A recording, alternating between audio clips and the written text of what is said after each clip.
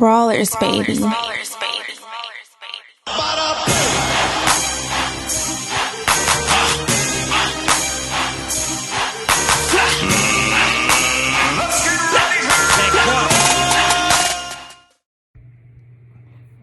What's up, boxing fans? It's your boy Rick Muhammad, Brawler Sports Media in the building. This is the Brawler Sports Boxing Show. Just wanted to share with you guys, I actually sat in on today's press conference, if you will, for Danny Swift Garcia and Earl the Truth Spence Jr.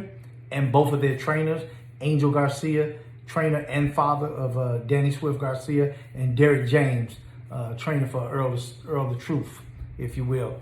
Sat on that press conference. Pretty good press conference, if you will. Earl looks good. I mean, it's hard to figure him out based on where he's at from the accident and all, but I'll get into that more in this video. But for the most part, questions was hitting both sides of the camp, what can we expect from you, Danny Garcia, and Angel Garcia. Angel Garcia, you know how he's real boisterous, if you will, and speaks his mind. He said, my son is ready for whatever Spence and trainer Derrick James brings to the ring. It doesn't matter. They're prepared for whatever. They've trained and they're training for whatever. And there's nothing that they can do that they won't counter. And that his son will be victorious come December 5th. And this is going to be at AT&T Stadium, home of the Dallas Cowboys, home of Earl Spence Jr., if you will. As you know, they had much success when Earl Spence fought Mikey Garcia there. That was a big show. I was there. Hell of an arena. They should do well. And this is going to be with fans. So COVID, masking, social distancing. I don't even think Jerry Jones is putting a cap on the number of attendees. I think he's going to open up the full-blown 90,000 people arena. Or I hope it's just about 25% that he's going to go with. Either way, we definitely don't need another outbreak. Earl Spence said, now here's the thing about Earl Spence. I like Earl Spence. I'm a big Earl Spence fan. Very talented. Earl Spence says he has been in the gym since March. Yeah, March. He just had the car accident probably a week after he fought Porter. That was in February. So you got out of this devastating near-death experience, tragic car accident, and you went right back into the gym? I doubt that. That is not accurate. That is not correct. Anyway, he says he's ready. He's in the best shape of his life. When asked why take such a risky opponent with the likes of Danny Garcia, opposed to something a little more softer and padded, if you will, to see where he is athleticism-wise, mobility, agility, moving around, on his feet, throwing punches, getting hit. And he said that, he's considered pound for pound the best fighter in the world. And that's not the kind of fighting he wants to do and display for his fans. He only wants to fight the best. Since he's considered to be the best pound for pound in the world, he only wants to fight the best. So I want to fight and deliver to my fans a message. And that's honorable and commendable. But at this particular time, I think people would have understood why he may have chosen a softer opponent. First fight coming back, we get it. It was a pretty horrific accident, over 100 miles an hour, thrown from a Ferrari, no seatbelt, windshield first. That's going to be really interesting to see exactly where he is athleticism-wise, how well he moves, his upper torso, his trunk, everything, his core, his demeanor in the ring, getting hit, taking shots. I mean, we're gonna see. We shall see. They both were asked what was the weaknesses that they saw in one another's skill set that made them want to take this fight. Danny Garcia, of course, was saying, hey, we just prepared for whatever. I don't blame him for wanting to reveal what we see your flaws are. Then that'll make you button up and tighten up, getting in, finishing up camp. Same thing with Spence. Spence is saying the same thing. As far as what flaws we saw, it doesn't really matter. We're prepared. Training camp is going well, and I will deliver the victory come December 5th. As Danny Garcia mentioned as well, he will deliver a victory, if you will. Then they got into the questions of what makes your trainer's great to you? Danny Garcia said, well, my pops, he knows me because I'm his son. He knows what I'm capable of. He knows how to motivate me, push me, and he knows exactly what he's looking for to get what he wants out of me. And that's a bond that nobody, can question. It's his son. So Earl Spence's response was, what makes Derrick James a great trainer to him is that Derrick, he recognizes all the small, little, minute things. Even though Spence may be 100% on point, he said, it's the little things that catches Derrick James's attention that could turn into a big problem on fight night that he always likes to, pinpoint, bring up, and critique Earl on in the midst of training camp to say, hey, you look great, you're doing fine, champ. We right where we need to be. However, I see this one little thing that could turn out to be a pain in our ass on fight night. Zip this in the butt, nip it in the butt right now. Let's correct this right now. Deficiencies. And that's a good way to be as well. So both fighters are saying that, hey, they're ready. Danny Garcia's dad was addressed, the question was addressed to both, really. Why, how would you think this fight would pan out with Spence coming back, picking you as an opponent, and he just had this horrific accident? Do you think he'll be in the best shape of his life? Do you think he's ready for a fight this big as a comeback fight? And Angel Garcia said, and I agree, hey, we don't have nothing to do with that. The professionals and the doctors all released him saying, hey, he's great, he's okay to fight. We was offered to fight. We took the fight. We don't want to hear that shit. We don't want to hear no excuses. He came in there. As far as we know, he's ready to fight. He's been released to fight. And we're coming in there and we're going to fight because he's the champion of the world. And we're not taking him lightly. We're coming in there to destroy and do damage and win and be victorious and take his straps. Okay? And Danny felt the same way about that. And that's a good analogy. I mean, I don't blame him. The same way we heard the bullshit excuses from Manny Pacquiao after fighting Floyd Mayweather, and it took him 5 years of BSing around to make that fight. I wasn't 100%. I fought with a torn rotator cuff. If your ass is injured, don't get in the damn ring. Simple as that. Don't cheat the fans. Rob us from pay-per-view monies. You got fans there that flew out, hotels, meals, rental cars, tickets to the fight, and you up here saying you wasn't 100% to fight. Don't take the damn fight. You're wrong for that. Same thing we're hearing about Loma. Loma and Teofimo Lopez. Teofimo Lopez doesn't know your shoulder, a pre-existing injury that you already had probably multiple surgeries on, if not just one, was still ailing you, bothering you. You took the fight saying, hey, I'm 100% ready to go. I am the same Loma that you've seen me in previous fights. Okay, cool. Bring it. I'm going to bring my A game. You're going to bring your A game. Teofimo defeats him, dusts him off. Boom. Now you're coming back, showing yourself in the hospital with stitch marks all in your shoulder. So what? You lost. Bottom line. If you're not 100% and you're not ready, say something. Simple as that. They will cancel and postpone. Believe me, the promoters don't want to lose money.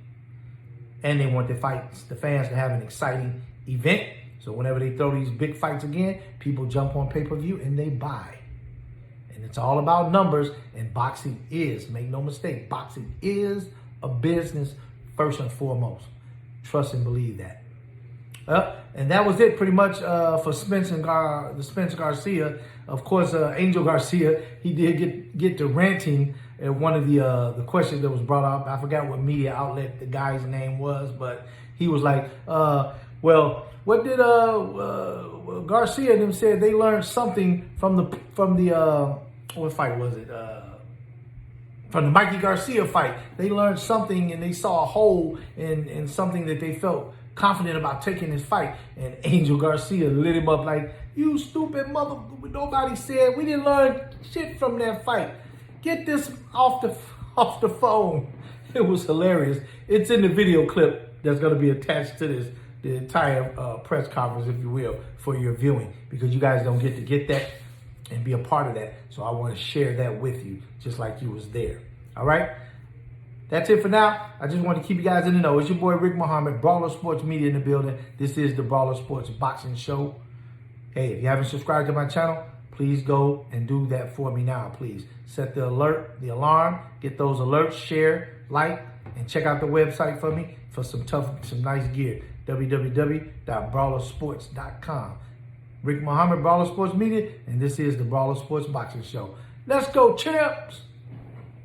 Yourself, and you can ask away. Hello, Danny. Hello, Angel, Derek, and Errol. Hope you guys have all been well. I'm going to ask both Errol and Danny this question. And Danny, you can answer first. When you look at this matchup, like, honestly, like, why do you feel you can win this? Like, what do you see there in your own game that will give you the decision or the knockout win in this fight? And that same question goes to Errol. You know, I feel like I'm a great fighter. You know, I'm a great fighter, and you know, I've been in these type of fights before. These type of fights motivate me. You know, I know what I'm built of. I know what I'm built of. As long as I give 100% in the gym and stay mentally and physically ready, I know no one can beat me. And when Danny Garcia is focused like that, I know he's a dangerous man, and I believe I can beat anybody in the sport. Errol, can I get your thoughts as to why you think you will win this fight, or that something that you possess that you feel that Danny won't be able to handle the night of the fight? I just feel like I'm the champ, and at the end of the day, I'm just a fighting motherfucker. It doesn't matter. If it's inside, outside, I can just fight. So I just feel like if it gets down to the wire, we got to lock it up, I feel like I'm going to come out on top because I know how to dig down deep and I know how to just fight. Thank you, guys. All right, thanks, Marcos. Our next question is going to come from John Cudney. John, you can unmute yourself and ask your question. Hey, guys. So this is a question first for Errol and Derek. The country's been going through a long series of lockdowns. COVID-19 has been awful.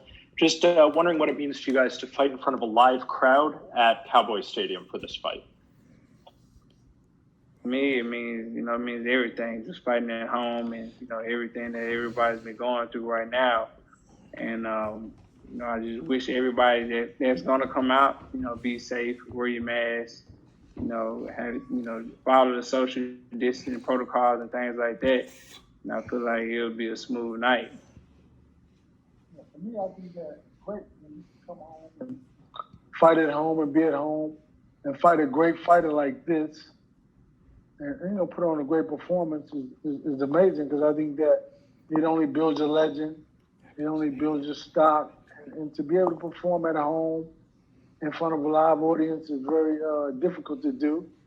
But at the same time, as for other people who are difficult for them, because Errol's been able to perform and do well in front of the audience, and we love that. So we love the energy, we love everything that the city brings us. Hey, how you doing? Peace, brother, peace. I didn't put my hair on the line, put my head on the line. Oh, you put your head on the line. Okay, Yeah. That's Lucas Matisse. Tell me, Angel, give me your opening thoughts about how things have been going with you. Hey, everything been perfect with me. Everything been perfect with Dan. We've been having a great camp. You see how he's looking. He's 160 pounds, not even trying hard. He's ready to go tomorrow. We have to. December 5th is going to be a great night. It's going to be a good night for me and Danny. Successful night.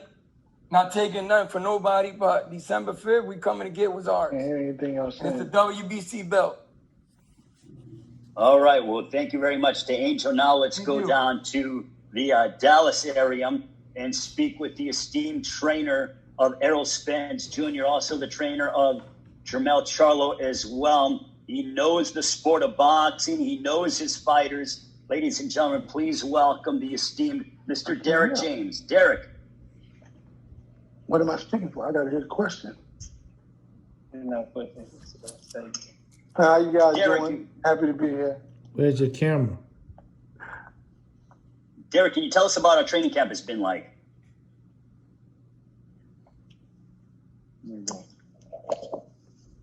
Okay. All right. Well, now let's move to the fighters as we are going ahead and go ahead, Kelly. Talk to Derek. He just got sound. Okay, perfect. Derek, can you tell us about how training camp has been like? The training camp has been really good, man. A lot of hard work. We've been working since March. So it's everything is coming together. Everything is good. Thank you very much, Derek. We'll get back to you guys shortly. Now let's go back to the city of brotherly love with this gentleman, a former two-division world champion, former unified 140-pound champion. His credentials are unbelievable. 32 years of age at 140, wins over Amir Khan, Lucas Matisse, Zab Judah, Eric Morales. Then in 2016, defeated Robert Guerrero to capture the welterweight championship of the world. Only losses, narrow defeats against champions in Keith Thurman and Showtime Sean Porter. He was the first man and only man to stop Adrian Granados last April, and then followed it up with an impressive performance over Ivan Redkach back in January at Barclays Center in Brooklyn. 36 wins, 21 of those by knockout against 2 defeats from Philadelphia, Pennsylvania. Also, he's very proud of his Puerto Rican heritage. Ladies and gentlemen, here is Danny Swift Garcia. Danny. How you guys doing? It's crazy to have a press conference like this. It's my first time ever doing it like this, during the pandemic and, the crazy world we living in right now. But, I want to start this off like I always start all my press conferences. I want to thank God for being here. I'd like to thank Angel Garcia, my team, Al Heyman, Premier Boxing, Fox Sports for giving me the opportunity to showcase my skills on a large platform. As far as camp's been going great. We've been here for a while already. The fight got pushed back 2 weeks, so it gave us extra 2 weeks to get ready. My weight is good, so far so good. I feel like we're ahead of schedule. Right now, we're just taking it one day at a time. We're very excited to be in this position again to fight for another world title. And come December 5th, we don't want to leave no rocks unturned. We want to go out there and give it 110% and go in there and take these belts from him in his hometown. But other than that, I'm blessed. I feel good. Life is great and can't wait to perform. Thank you very much, Danny. And now let's talk with the man who'll be standing across the ring from him at AT&T Stadium in Arlington, Texas on December 5th on Fox Sports BBC pay-per-view. His record, 26 wins, no losses, 21 of those coming by way of knockout. Let's take a look at chronologically what this man has been able to do. 2012, a United States Olympian. 5 years later, goes to the UK and smashes Kell Brook to become the IBF welterweight champion of the world. Then follows it up in March of 2019 in front of nearly 50,000 fans at AT&T Stadium in Arlington, Texas, and has a clinical performance over Mikey Garcia. Then in September of 2019 at Staples Center in Los Angeles, had a mightily impressive performance over Sean Porter in the fight of the year last year. He is the unified WBC and IBF welterweight champion of the world, the fan favorite and the hard-hitting. Ladies and gentlemen, here is Errol the Truth Spence Jr. How everybody doing? I feel blessed. I'm ready to go. I feel like I'm 100%. We've been training since probably March. We've been training, working hard, staying focused. My weight's good. I'm on point. I can't wait just to fight at home, give my hometown fans, something to cheer for. I'm defending my title against a great opponent, Danny Garcia. Like I said before, I didn't want any tune-up fights. I didn't want, somebody I could knock out in the first round. I wanted somebody who's going to be tough, who's going to push me to the limit that I know I need to be pushed to so I can get back to Errol Spence Jr. So I'm very focused on fighting. I can wait. On December 5th, I'm putting on a great show, a great performance. I will say is still. Thank you very much to Errol. Now let's go to Philadelphia with Angel Garcia. Angel, what must Danny do in order to get the win over Errol Spence Jr. on December 5th? Well, we're not going to look at, I never look at tape from past fights from Danny's opponents. So we're not going to learn nothing from him and Garcia, Mikey. No, you can't learn nothing from that. And what I do is, when I train Danny, I focus on Danny. I don't worry about looking at video because I'm hopeless against that. I can't change nothing that they got over there. I know what I can make Danny better. So we've been working on things that's going to We're gonna dictate the fights. First of all, we're gonna be on top of him. So we're not gonna do like Mikey did. You know, he ran, you know, all night. You know, he was glad he was out of there. You know, he was glad he took the check home, I bet. But we're not looking at that. We're looking at going to Texas, in Dallas Stadium, because, you know, they got a little rival, the Eagles against Dallas. So we're going out there, we're going to sit on their helmet. On Dallas Stadium, we're going to sit on their helmet after Danny wins the title. So I can't tell you what we got, but we're going to bring anything he got. We're going to respond to anything he brings to the table. Not disrespecting the man, because I got to respect him as a fighter. But just because you see 2 L's on Danny, because I'm not going to sugarcoat him, it was all bullshit politics. Can I curse?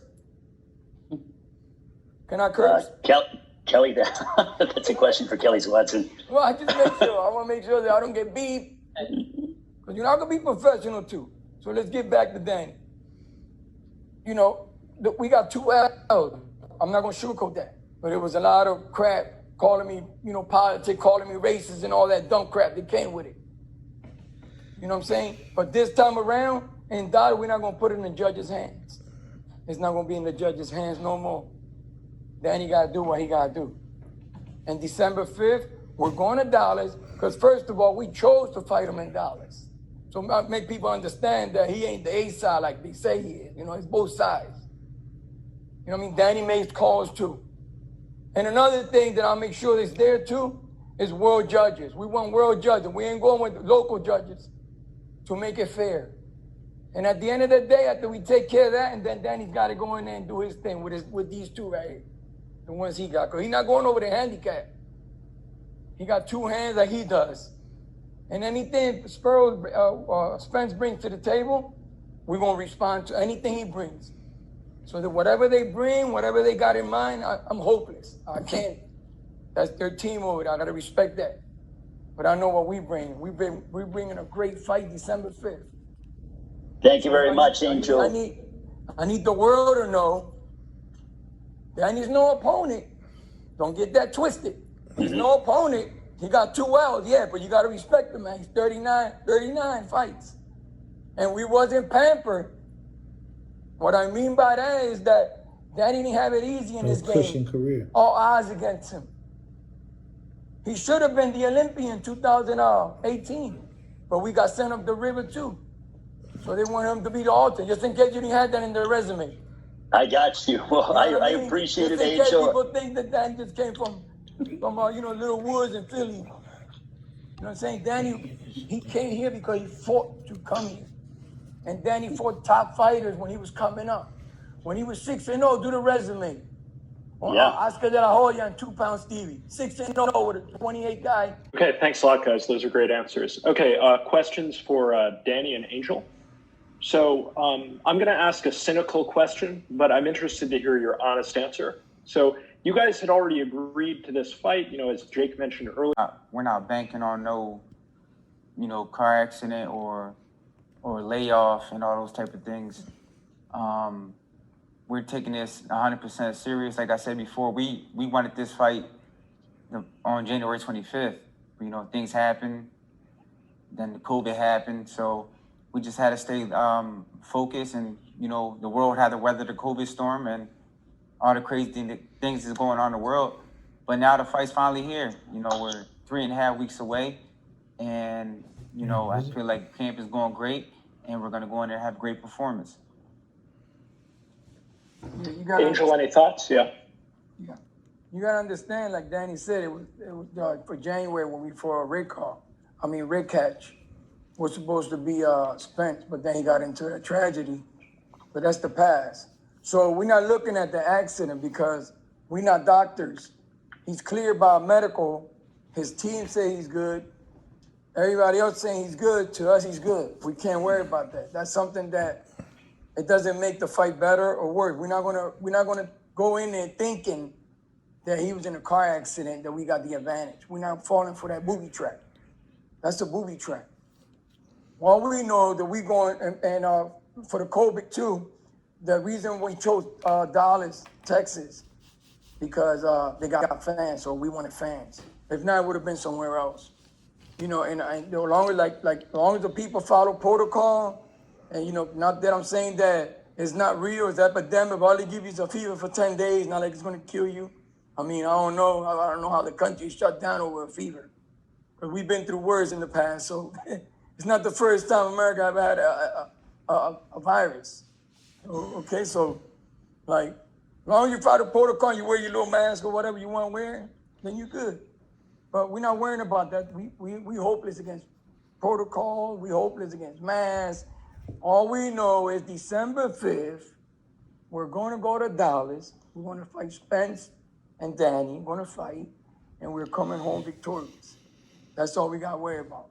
Everything else is pushed to the side. It don't mean nothing to us.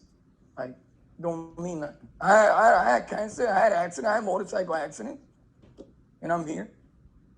So as long as you get medical clearance from a doctor, we ain't going over there thinking he had an accident. We're going to go in there and smack him around. He's done. We got to respect him. He's a champ. So we're going in there. We're going to fight. And we're going to fight December 5th. And we're going to have a great fight. And at the end of that night, and now you. And that's how it's going to work out. Okay, thanks a lot, guys. Great answers. Thank you. All right, yep, thanks, John.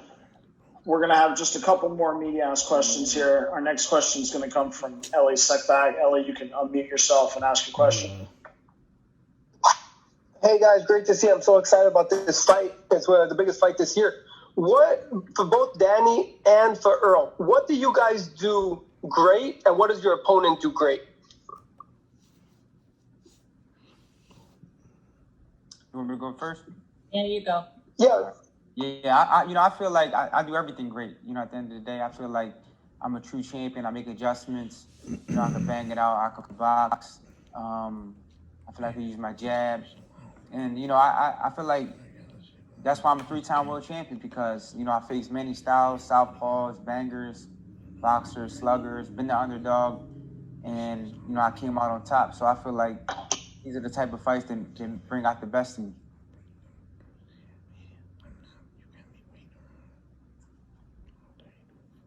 Well, I Thanks, feel like Danny. Earl?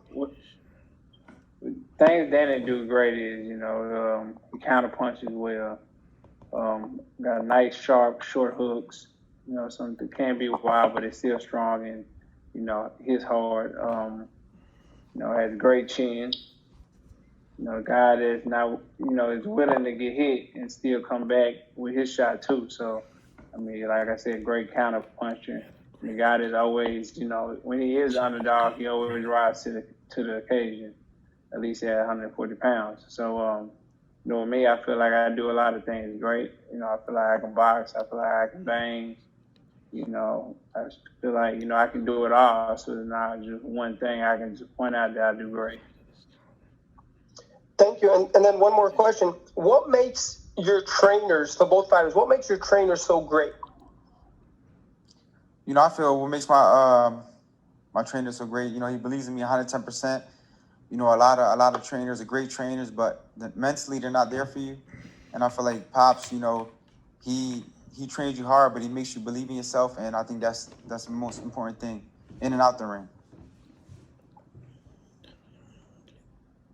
Well, for me, I feel like my coach is very detailed. Always paying attention to the little things. Even if I'm doing something right, he'll still, put it in my brain and still tell me, hey, keep your hands up, or throw your jab, or do this and do that. So with him, I feel like it's the details. He's always looking for something. It's never anything perfect for him. Everything has flaws in it, everything you can learn from. So, with him, it's just, just detailed, very detailed coach. All right, thanks, Ellie. Thanks. Yep. Our last question is going to come from Cam Buford. Cam, if you want to unmute your mic, you can go ahead and ask your question. Hey, guys, thanks for making time. I look forward to this fight. Coach James, my question for you is, when Earl became healthy again after the accident, what was that process that you took him through to kind of get him ready for physical training or training for a fight, not this fight in particular, just a fight period? Did you take it easy on him, and just talk to us about that process, please? Well, it was a slow process. Even though you Coming have back is a the idea of process. his mind in your mind the last time you trained him, was on a high level. You have to come in and kind of like put the training wheels on. It's a gradual process. I mean, and so by the time that this camp started, he was already in shape. He had been training for like 3 months, 4 months, maybe longer than that. So it was like it was the process of just we could mess around with some things and do some things, and then we start perfecting some other things. So we had long enough time to do it, and that's great because it was beautiful. And like you said, the 2 more weeks only helped to 2 more weeks of getting better, to just be great. I got it. Thank you. And Earl, when they look at this fight with Mikey, they touched on that fight and said that you found some opportunities in that fight. What are they missing from that fight about your fight game that if they just focus on that one fight, they'll be overlooking? Styles make fights. Oh, I don't know. I made that fight look easy. Well, it was easy. I had sparring harder than that. So, I mean, I don't know. I don't think you can learn anything from that fight, really. There's always something to learn, but, I mean, that fight was so easy that, sometimes I got no focus. No, well, I wasn't saying what did you learn. I was saying if they, the Garcias focus on that fight, what would they be missing if they just focus on that That's a real fight? question. Fucking idiot. Nobody focusing on that fight. Okay, well, Just said we well, ain't learned nothing from that. Was you Okay. here or not? You're an idiot. Well, He said he didn't watch the fight. He don't watch it because he didn't Idiot. He said he perfects Danny, Real question, moron. not. Fucking moron. Danny, you going into this fight and Can I please your pops ask a is over there question? fired up, saying you can bring anything to the table. Listen, man. Don't even answer. Get this idiot out of there, man. Bang him, man. Hang up. He's an idiot. All right, that'll be it for the media questions today. Ray, we'll turn it back over to you to wrap No, up. you're the one that. Thank you very much, Andrew. You're the dumb ones, right? Greatly, Ain't you always talking shit? greatly appreciated. Hey, Angel and Danny, I want to get No, from man, Danny as we go ahead. Listen, man, I hate idiot writers. They're the ones that Well, write we all will- this bull crap about all these fighters, but they never got clipped in the tip of the nose. They act like they know these fighters. They don't know these fighters. They gotta ask real questions. Was he listening? I say that we didn't learn nothing from that fight. Oh, you talking about we learned from what? What we learned from that? That was easy money for Spence. I would have took that money too. We wanted that fight. What the fuck? Danny, can you give us your final comments as you get ready to collide against Errol Spence Jr. December 5th on PBC Fox Sports pay-per-view? Your opportunity to capture both the WBC and the IBF welterweight championship of the world. I'm very excited, to be back on the stage and fighting for another world title. And come December 5th, I'm not leaving no rock unturned. We're about to work right now after this. We're putting the Brawlers, baby.